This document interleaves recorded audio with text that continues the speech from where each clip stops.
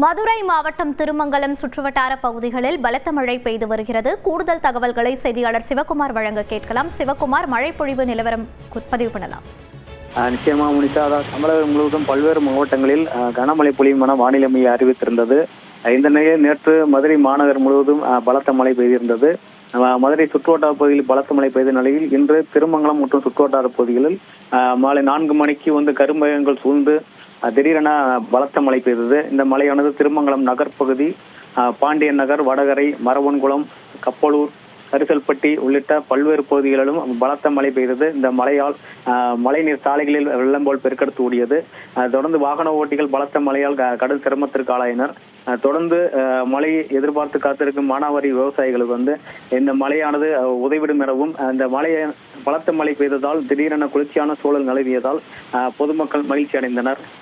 ஆடிப்பட்டம் விதைத்த மானாவாரி விவசாயிகள் மழையை எதிர்பார்த்து காத்திருந்த நிலையில் தற்போது பெய்துள்ள இந்த மழை ஓரளவுக்கு அவர்களுக்கு பயன் கொடுக்கும் என எதிர்பார்க்கப்படுகிறது. முனிதா, விவரங்களை பதிவு செய்தமைக்கு நன்றி சிவகுமார்.